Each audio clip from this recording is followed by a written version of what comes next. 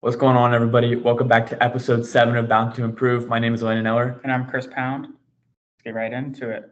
So this week we decided to read Shoe Dog by Phil Knight, and it's the story of Nike and how they got their start. Interesting book for sure, and I think it really depends on what type of reader you are and what you're looking for from a book.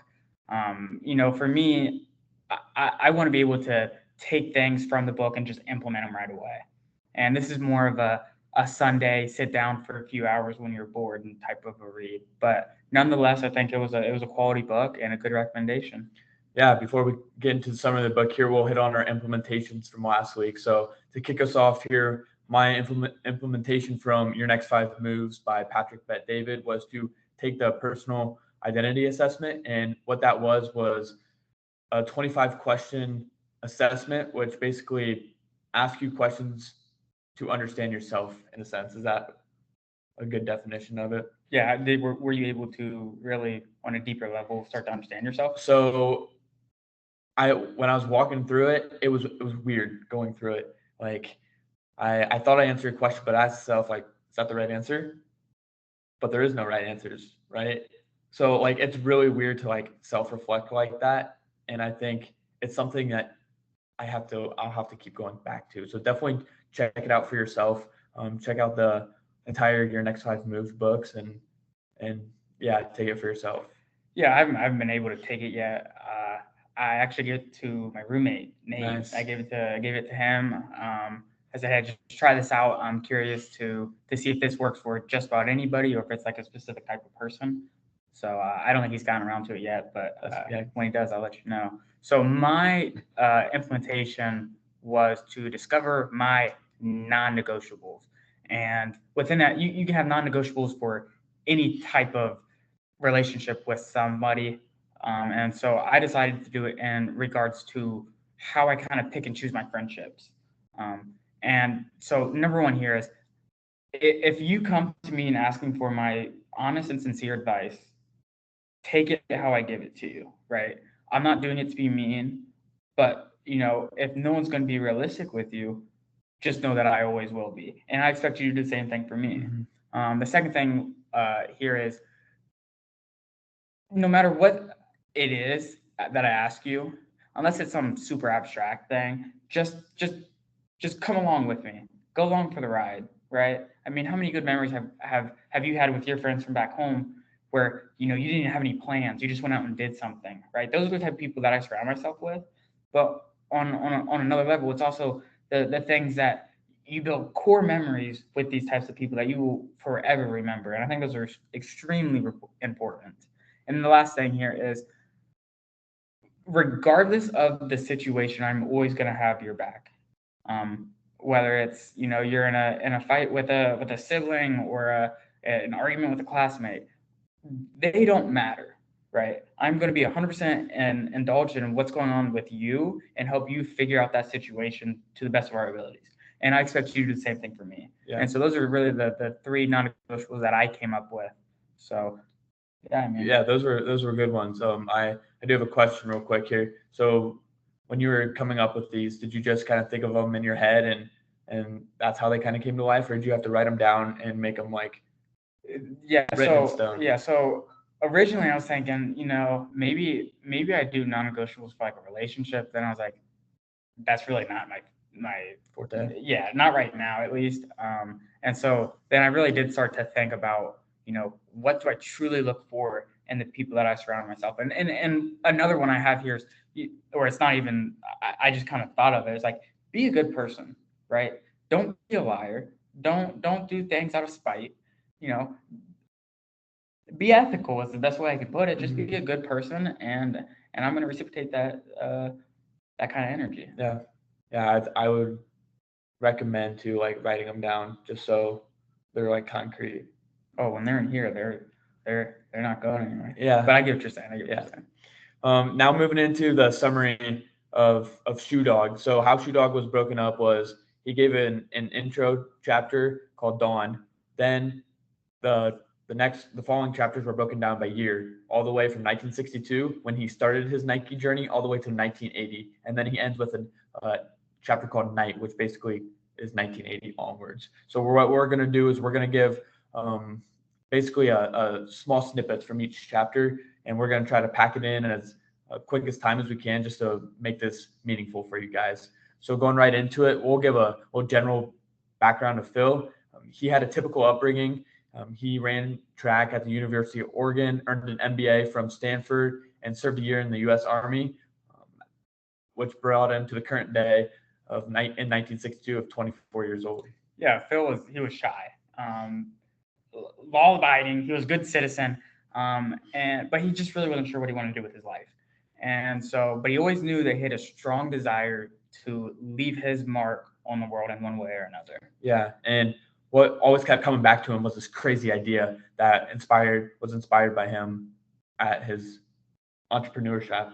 Yeah. So that's actually where it goes into the next is while at Stanford, on one of the final projects he had, he wrote an entrepreneurship paper regarding that Japanese manufacturers could do shoes what they did to cameras, and dominate the market.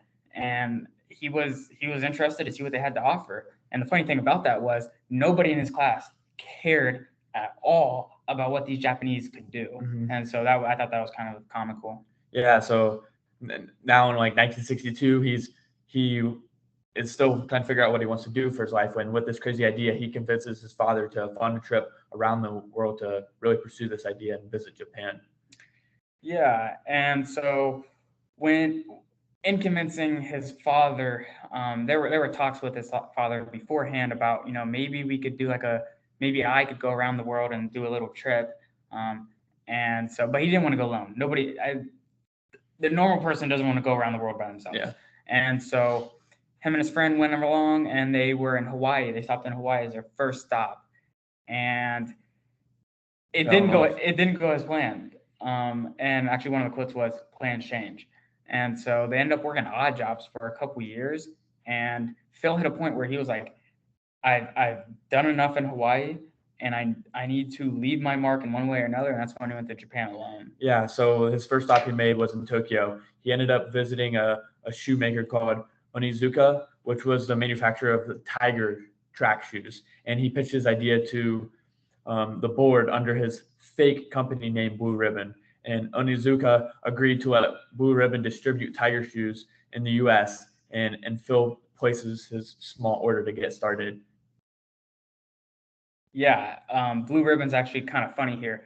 The way he got his name for the company, it was on the spot. He had no company, but the Japanese company he was working with asked him, who do you work for?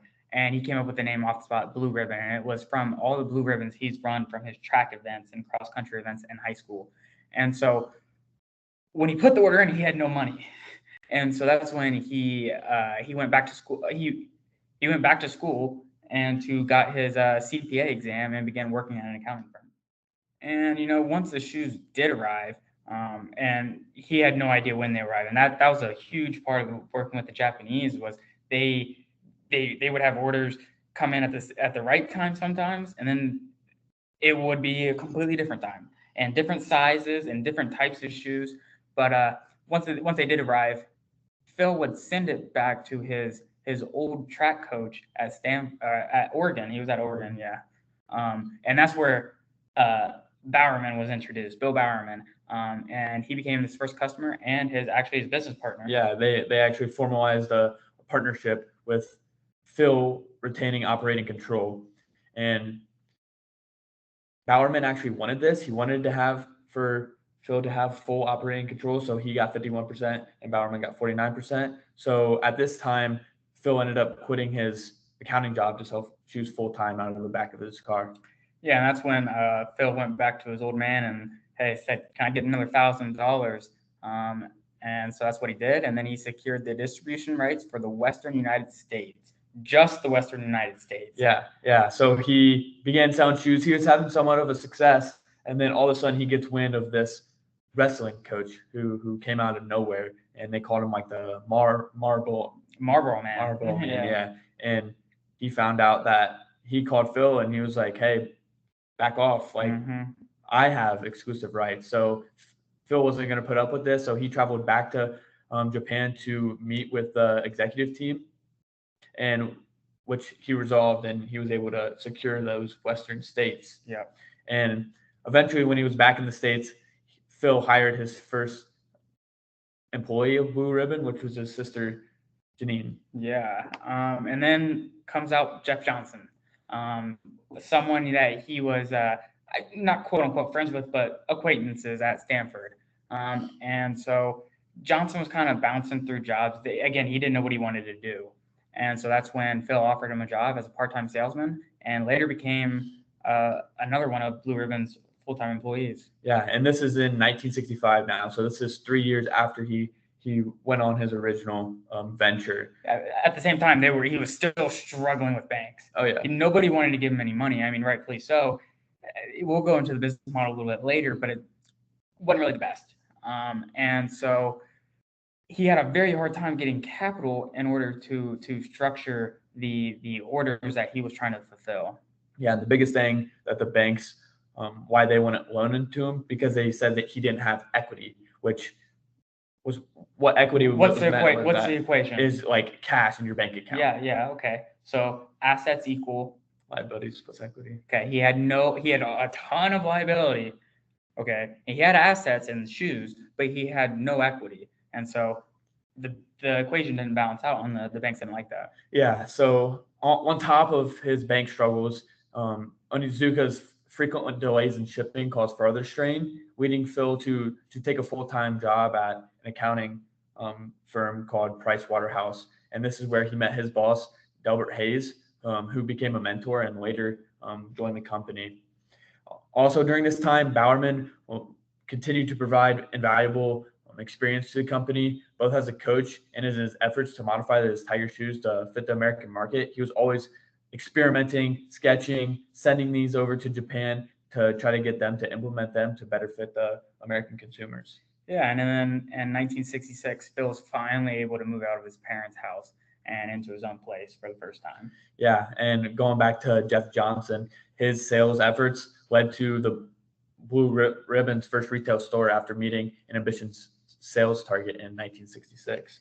And with the more competition on the East Coast with the Marlboro Man, he was still kind of going underneath them and this and that.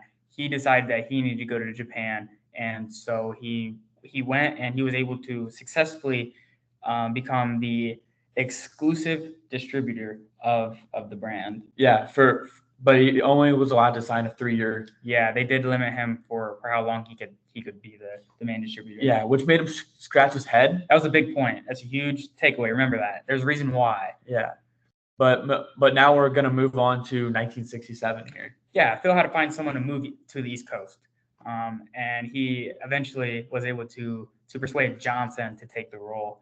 And he was kind of on the bubble at first. He didn't want to go, but ultimately he knew that in the meantime, Jeff Johnson became ride or die for Blue Ribbon. And so he knew that this was the best for the company. And so he did what he had to, and he moved out to the East Coast. Yeah. And also Bowerman, since the Blue Ribbon was starting to go on a nice trajectory upwards, Bowerman called Phil and he requested the addition of 2 more employees, Geoff Hollister and Bob Waddell. And Waddell is a regular figure moving forward in the Nike story. So he was a former track star at Oregon, and he actually had a tragic accident which left him unable to walk. And yeah, he went to open Blue Ribbon's second retail store in Eugene, Oregon. Yeah, and around the same time, Bowerman he actually published a book called Jogging. Back then, jogging was quote unquote for nerds. It was weirdos. Yeah, it wasn't something that was like it is today with run clubs all over the country, people coming out just to run. And so when he published the book, it highlighted the benefits that jogging actually gave to you, and it became a bestseller, selling over 1 million copies, and helped running become mainstream, which was absolutely huge for Nike and Blue Ribbon. Blue Ribbon, not quite Nike yet. Yeah, and at this time in 1967, their revenue reached around $84,000, and this prompted Phil to upgrade from his one-bedroom apartment to a small warehouse, as he was storing all of his shoes within his one apartment room. Yeah. So he wanted to actually get a small warehouse space and be able to store all the shoes there. And a little funny story from that, he went and visited Jeff Johnson one time, and he thought him as Phil thought that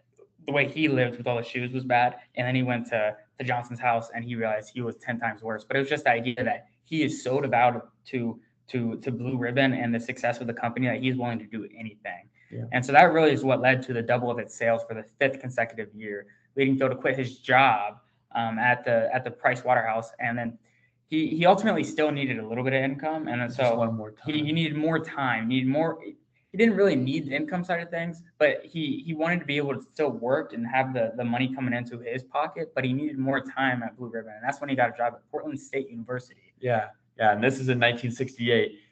So in his teaching, I think he was an assistant professor at PSU, and what he did there was teach basic accounting classes. And actually, like one of the first classes that he had, he was watching all the students walk in, extremely unmotivated, not wanting to be there at all. Then walked in a smoke show, in a sense. That's a good way. And it caught his eye immediately. And this girl was extremely shy, and her name was Penny Parks. And he thought that she was going to have to drop his class, which was going to be detrimental to him because it was exciting almost to teach. Yeah. He thought she was kind of not the brightest. Yeah.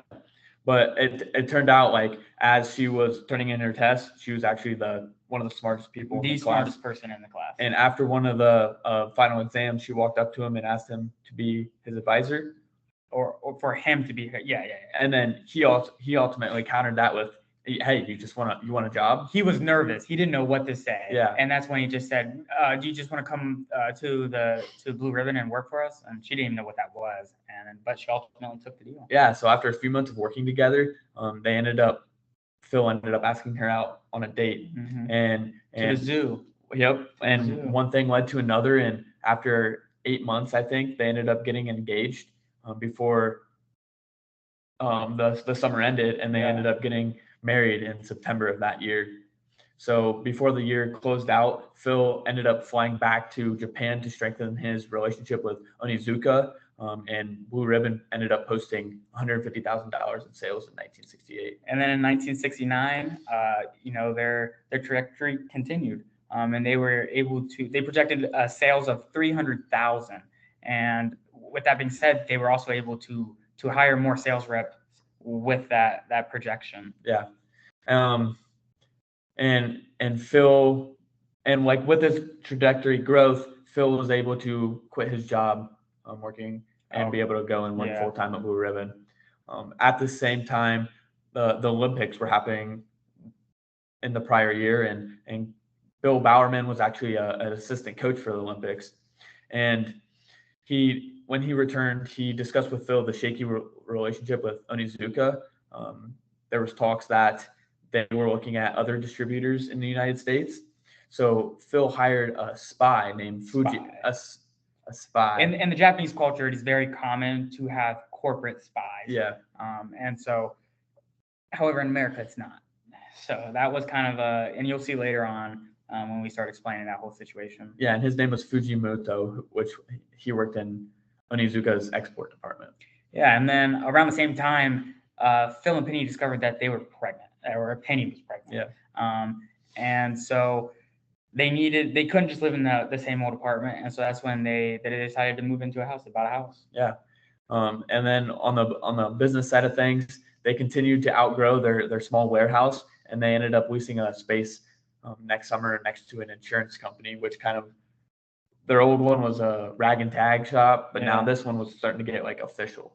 Yeah, and around the same time, Phil asked Waddell to become the first operations manager for Blue Ribbon, and he eagerly accepted that position. Yeah, and then in his personal life, we mentioned that she was pregnant earlier in the year, and they had their first son Matthew towards the end of the year. Yeah. So now moving into 1970, to go off the shaky relationship, Phil wanted to like confirm what was happening behind the scenes. So he flew back to Japan to renew his contract with Onitsuka, and he ended up securing another 3-year extension. But even though he wanted to go like 5, they wouldn't give it to him. They wouldn't give it to him, and he was constantly nagging on them because there's continuously ongoing issues with late and incorrect shipments. Yeah, around the same time, Blue Ribbon was approaching 600,000 in sales, and that's a big number, especially for like a new company. But they were constantly in a cash flow crisis, and they needed $20,000 to pay for the shipment of shoes. And so their idea was, let's do a small initial public offering, and it totally failed. Mm-hmm. And so that kind of really put a bad taste in Phil's mouth. And so without anywhere else to look, Phil was ready to give up to an extent. And that's when Waddell's parents loaned him their last $8,000, and it was their total life savings. And they did it out of the aspect that, if the company's good enough for my son to work, it's good enough for me to give my money to. Yeah. So Phil was really trying to explore Japanese trading companies for capital. Yeah. And then on the other side, his spy found out that Onitsuka was considering ending their partnership before their term was up, and the new executive, Kitami, was in talks with other U.S. distributors. A lot of them. A lot of them. Yeah.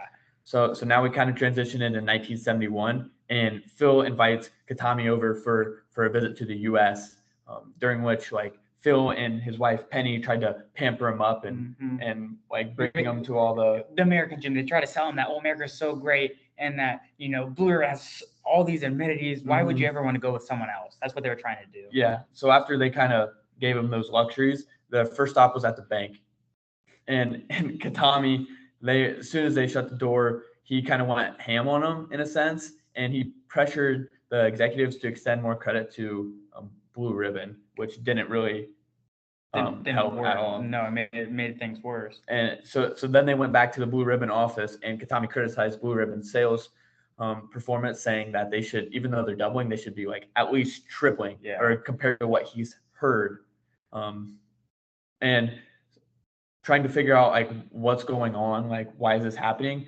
Kitami actually leaves for a bathroom break, and Phil ends up stealing a folder out of his briefcase. The executive countlessly would pull this file out of his briefcase, look at it, say something, and put it back. It was obviously in Japanese, so he didn't understand it. And so then he multiple times. And so he got, Phil got fed up. And when he found an opportunity to take a peek at what he was really looking at, that's when he found out that there were 12 other distributors. There's a lot. That they were looking to possibly distribute their shoes. Yeah. So he had to leave soon after, and he said he just had to go see the rest of America, but he was really going to visit all the other distributors. But before he returned home to Japan, he ended up stopping at Blue Ribbon one more time, and Phil actually ended up sneaking the folder back in. Yeah. And even though Kitami was still criticizing him for his sales, but essentially Kitami like offered him an ultimatum. Yeah. He was like, we either buy your company or we're just going to go somewhere else. Yeah. And so with that being said, Blue Ribbon was able to finish the year with $1.3 million in sales. But their primary bank, First National, they refused to take their business anymore after the altercation with the executive from Japan. Yeah. So at this time, Phil was kind of realizing like, hey, everything is coming from one source. Like his whole business basically is coming from Japan. So one of the first things he did to kind of diversify was he signed a deal with a Mexican factory to produce football and soccer cleats, which technically didn't break any promises with Onitsuka because those are football cleats and not track cleats. Yeah, and so that's when the swoosh was born during this time. It was actually designed by another one of Phil's students from back in the day. That he paid her $35, and he wanted a symbol that would kind of seem like it was in motion.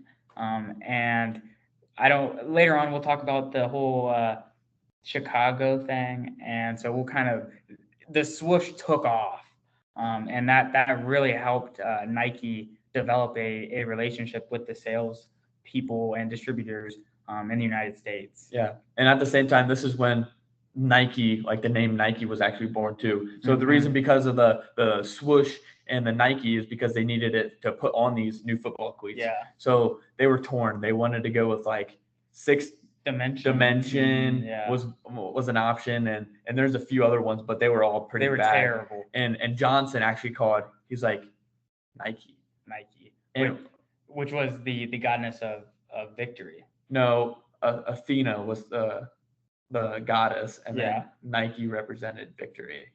So it was the same thing. Pretty much. Yeah. Pretty much. And so this is when Phil ultimately decided to explore the partnership with the Japanese trading company, which was pretty much forbidden by the other Japanese company that he was working with. They didn't want to do business with Phil. They didn't want Phil doing business with the other people. But he knew that they were going to leave him at some point, and so he really had no other options. And the bank wasn't giving him any money, and so that's when he went to. And it kind of sounds like a loan shark to an extent. That these Japanese loan offices, they were giving out money to anybody who they felt could pay him back.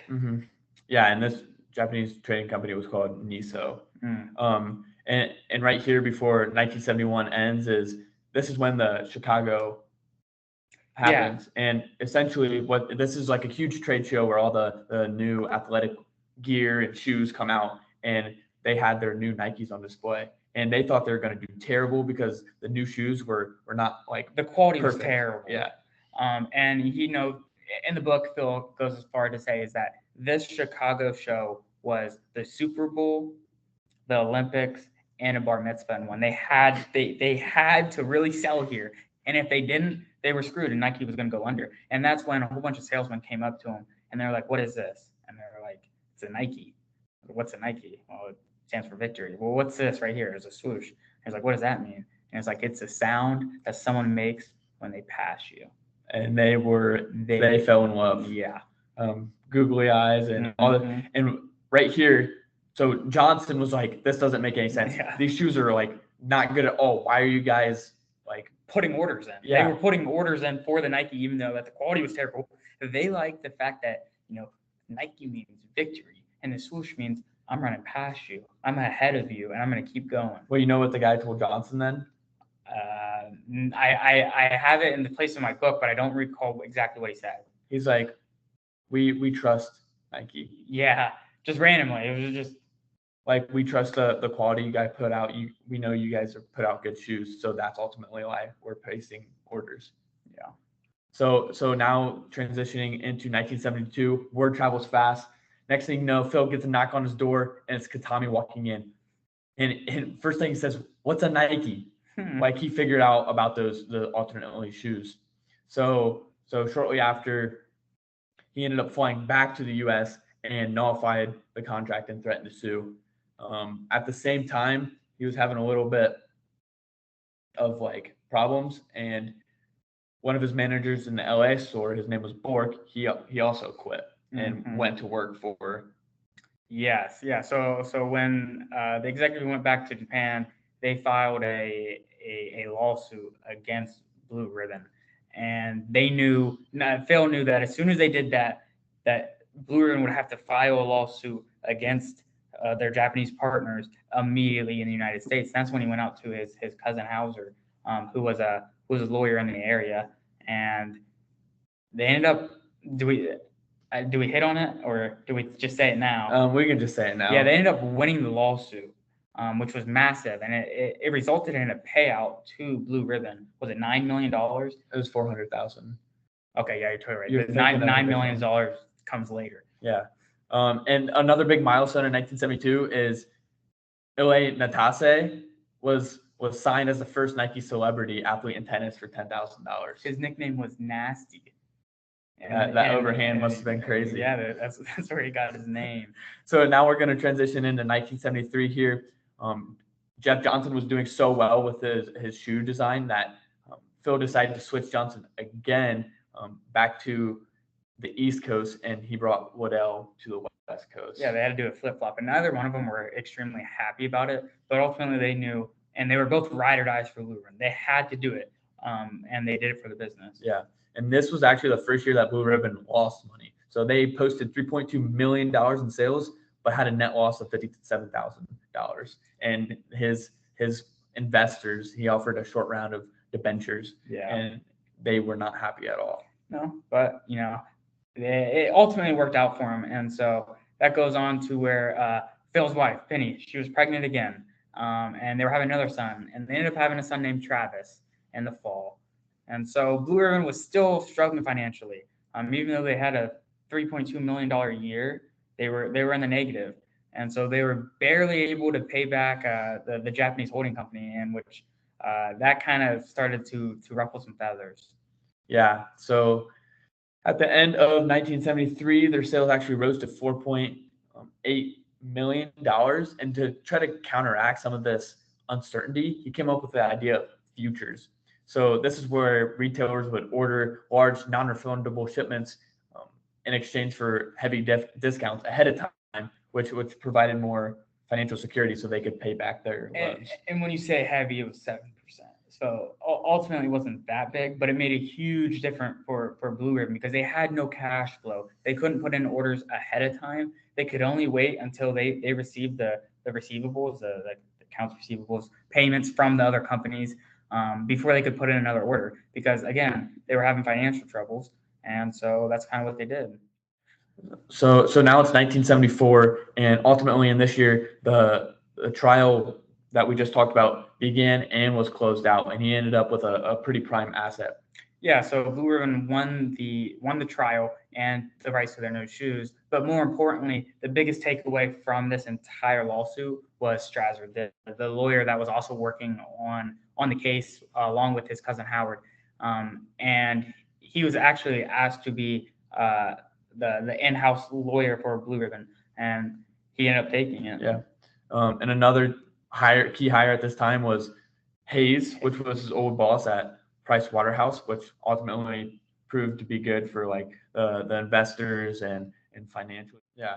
So now it's 1975, and 13 years after starting Blue Ribbon, they're still living on float, which means they were just basically paying their bills and starting with zero at the beginning of each month. So one day, if you keep living like this, it's something wrong's bound to happen. They had to pay their Japanese trading company $1 million, their first $1 million paycheck, and they were $75,000 short. And the only way that they found around this was they had to drain all their like regional bank accounts to be able to make this payment. Which ultimately caused another issue on the East Coast. They had some things going on the East Coast, and they had a group of workers whose check bounced, and they were extremely upset. But luckily, they had connections, and they were able to put together like 8,400 or something like that, some random number. And he was able to kind of cool the flame over there for now until he got things situated on the West Coast. Yeah, and this was like a domino effect. So the first thing that happened is the bank talks to Phil and was like, "Hey, we can't do business with you anymore." And this led to Phil having to go talk to Niso, the Japanese trading company, and say, like, "Hey, the bank just cut us off. I know we owe you $1 million. We need another $1 million to keep going." And that night, the bank actually calls Phil and says there's an FBI investigation open against you. So, and on top of that, there was also other creditors who owed him $500,000 and like $100,000 who were like, "Hey, I'm coming to the office. We need to know where our money is." Blue Ribbon owed money everywhere, and they had none. And so this was a really, really tricky time for Blue Ribbon and Phil Knight and his family because they were leveraged out of the butt. And he even put his house up for collateral. And Penny was always nervous that if we don't get this payment, and they're going to take the house, and then me, you, Travis, and Matthew, we're going to have nowhere to live. Yeah. So like, what was the next steps? Niso, he was like, before we loan you another $1 million, we need to come take a look at your books. So essentially, what they figured out after like a day of working till like midnight, they pull Phil aside and they're like, "We were actually stashing invoices to give you time to be able to make sure you had enough cash to pay us." Yeah. So someone who worked under the main person at the Japanese trade company he liked Blue Ribbon and he liked Phil and he liked what they were doing and he had confidence in them. But he was worried that, once Phil paid him, that he wasn't quite sure if the cash would actually be there to deposit, and so he'd always stash them away for a few days. And Phil was always worried. I've never missed a late pay. I've never been late on a payment. This and that, this and that. And lo and behold, he was late on every single payment just because this guy was looking out for Blue Ribbon and eventually Nike. Yeah. So eventually they went to the bank and Niso was with them, and the top guy at Niso was basically like, we're paying off all of Blue Ribbon's debt right now. Yeah. And since you treated them so poorly, don't even bother, because they were in talks like of taking them as their bank, which they're like $100 billion company. And they're like, don't even bother. Like, we're not doing business with you, which like that just shows how powerful that relationship with Niso was. Yeah. And so in around 1967, the team, they considered going public as a way to kind of make their money problems go away. But at the end of the day, Phil had he didn't want to go public. After that first initial small little public offering, and they sold none, he didn't want to give up power to his own company. And so he was totally against it. However, at a certain point in the day, you kind of have to, right? Yeah. But this would come at a later time. So at this time as well, Nike was starting to become like a household name. So they decided, as a strategy move, they're going to incorporate as Nike Incorporated. And this is in 1976, a whole 14 years later. With Nike really taking off, they were still faced with the problem with demand. And so that's when they decided to open another factory in Taiwan. And they were actually able to produce the product and the amount of the shoes that they needed. And so at the end of the year, they were able to close $14 million. Moving into 1977 now, some guy named M. Frank Rudy knocked on Phil's door, and they introduced the idea of putting air into your shoes, which is crazy because in 1977, they came up with the idea of what basically are in all of our shoes today, and they agreed on 15 cents for every pair that was sold. Yeah, around the same time, this is with the whole endorsement thing really started to take off. Nike was able to start to sign basketball coaches and promote the Nike shoes as a basketball shoe, not just a tennis shoe anymore or a track shoe, but a basketball shoe. Yeah, and so the idea of going public kept resurfacing, and someone named Chuck Robinson, who is a Wall Street consultant, said this wasn't an option, but more it was mandatory, which eventually they will get into. Yeah, and he still didn't like the idea, but what made him kind of realize that we really can't do that right now is the $25 million invoice that he was sent from the U.S. Customs for a policy that was put in place years ago, and it was called the American Selling Price Regulation, where his competitors were colluding together to, if Phil's shoes were 30, they would design the exact same pair, a similar pair, and price them at 100 or something. And that's when the problem really occurred, is that there was too big of a difference. And so that's when, with colluding with the other companies, they were able to, quote unquote, technically have the facts there that, you can't do this. And so that's when the U.S. Customs really started to come into question here. Yeah. And towards the end of 1977, 2 more points to hit on. Their sales reached $70 million. So you can see from all the way back in 1962 when it's 8,000 to now when it's 70 million, you can just kind of see that kind of exponential curve, which is crazy. And lastly, a personal thing for Phil here is he continuously struggled with an internal battle of not being around for his two sons enough. He argued that he wasn't the best dad, but he also wasn't a terrible father. He just wished he spent more time with them, but it was so tough running this type of business. Yeah, and then in 1978, he knew they had to deal with this customs thing.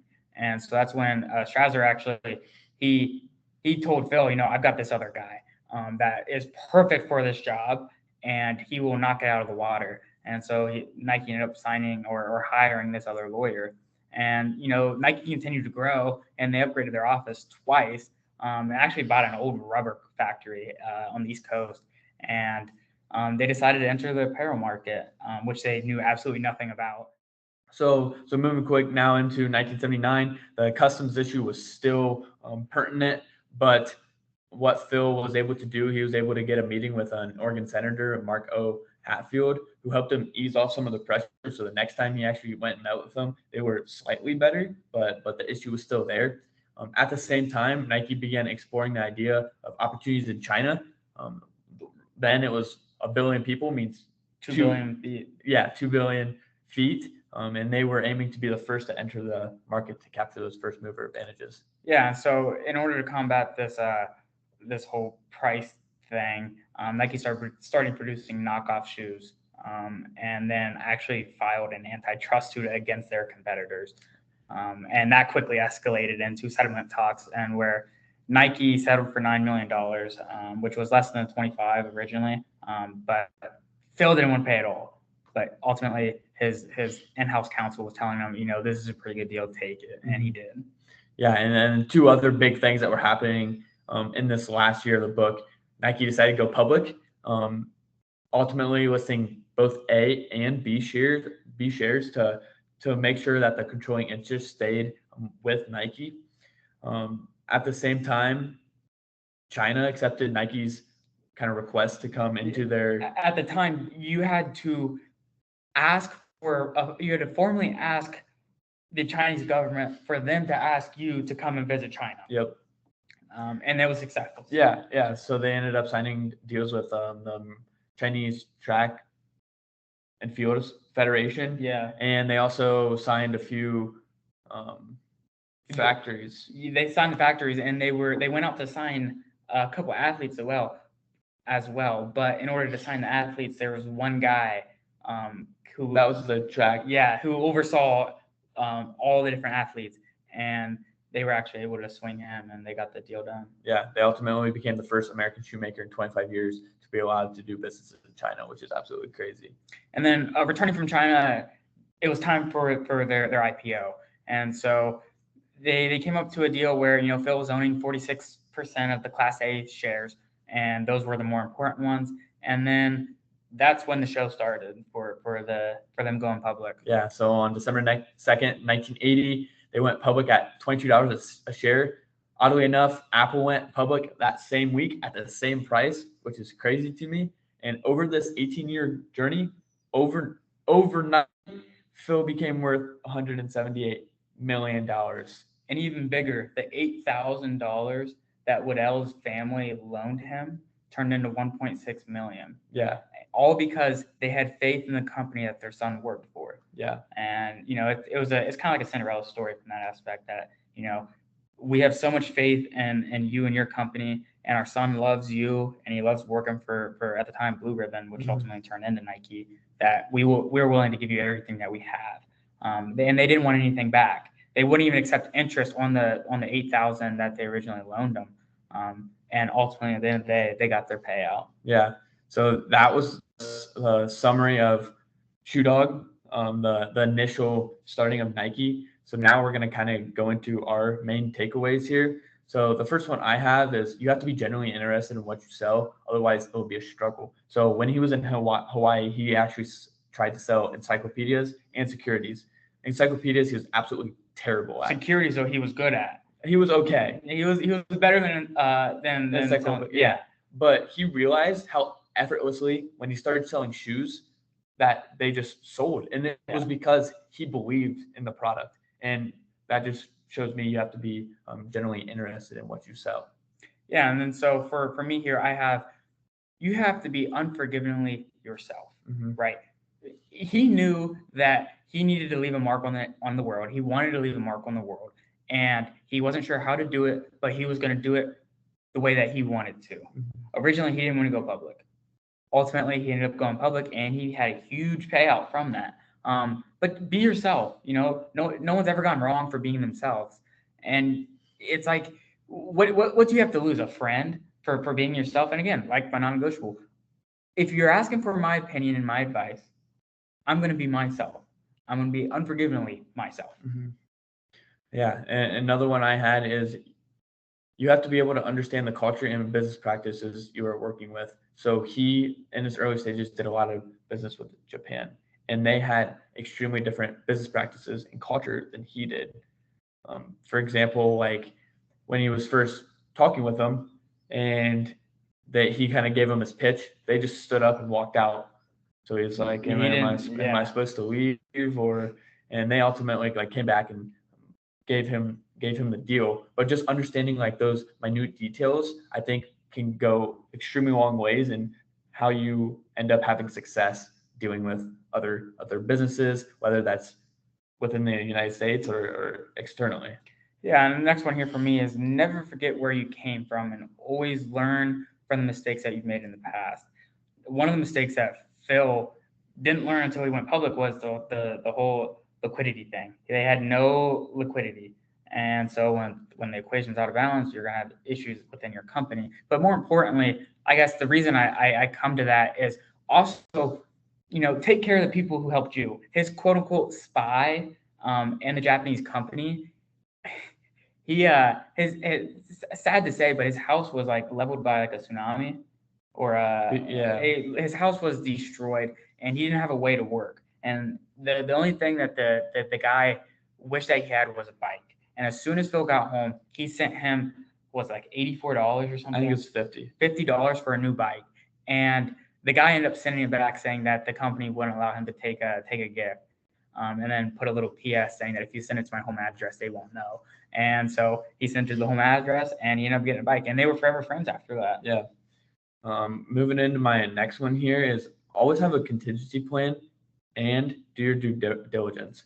So I thought a main like weakness in Phil's kind of story here is through the first like half of his Nike journey, he relied solely on Onitsuka, which going back to Your Next Five Moves by Patrick Bet-David, he argued like you have to have options. And like if more than 30% of your revenue is coming from one source, then you're doing something extremely wrong. So like that should have been waving red flags. And I think that should have been sought out by and understood by Phil earlier in a sense. Yeah, I guess the best way to put it is if you have a basket of eggs, if you have a basket of 100 eggs and you drop it, not all of them are going to break. You might break a couple, but you're not going to break all of them. If you have a basket with one egg in it and you drop it, it is bound to break. Mm-hmm. And so, if you do your due diligence, you'll know, is this one egg strong or is it not? And it definitely wasn't. And Phil ended up learning that it wasn't. But I guess my next point here is keep in mind the dark horse mindset. And I really enjoyed that, and I've continued to use the things that I've learned from that. Phil's story is, he didn't know where he wanted to end up ultimately, and that's totally fine, because at the end of the day, he was able to find fulfillment in what he was doing. He originally wanted just to be a retail shoe department, and then him and Bowerman were coming up with shoe designs, and ultimately it sparked the idea that, oh my gosh, we could actually do the same on our own without anybody else. Mm-hmm. And that's when Nike really started to take off. He didn't want to start a shoe brand originally. That was never really in the works. He never wanted to go public originally, but ultimately he did. You don't know where you're going to be until you're finally on top of that little summit at the mountain, and you look up, oh my gosh, there's another peak up there. Let's go for that one. Yeah, I think like Phil completely encompasses like the dark horse mindset. He understood what fulfilled him, and that drove him day in and day out to really create something that brought him excellence in a sense. So it was really inspiring from that point of view. The last takeaway we have here is I thought there was a weird paradox of like telling the truth. So initially, Phil's relationship with Onitsuka was full of deception and lies in terms of Onitsuka was talking with other U.S. distributors, and like Phil was stole one of Katami's files, and he lying about a company that he didn't even have at the time. The relationship was based off lies. Yeah. But ultimately, like kind of what drove their success, going back to that Chicago story, is they thought that Nike like told the truth, and they knew what they were going to get with Nike. So my biggest takeaways from that is you should always tell the truth and be truthful when you're doing business transactions, because ultimately that'll get you farther than deception and lies. That's a great point. Going right on to the next thing, implementation. I guess for me, the thing that I want to try to implement into my life is just staying the course on a project. See something for as it is all the way through. And if it works out, it works out. If it doesn't, it doesn't. But just the fact that, in the past, I've started a number of different projects. And, when things get tough and rocky, I give up and I abandon ship. And so after reading Shoe Dog, it's really kind of inspired me to just stay the course and, kind of see what happens. Yeah. So I think that is a great implementation. I also think it's really broad. Okay. But like Chris was concerned because I didn't have anything written down originally in our notes. So I was like, I got one. I think we're going to do this together. So right now I've not heard this. It's August 30th, 2024. Okay. And we're going to see this project through for at least a whole year. So August 30th, 2025. And if we're still not doing this, then we obviously didn't implement and we failed on our part, but we're going to see this project through. I mean, at that pace, we've been doing this for a year once we hit book 53. If we do a book a week, we've hit that point. And I don't know where to lead, and I guess we'll see what happens in the future. We better implement it. Yeah, I guess you're right. So the last section here is our favorite quote. So I have two of them, and I'll just kind of hit them back to back. So one of the quotes though says multiple times throughout the book is, "The cowards never started, and the weak died along the way. That leaves us."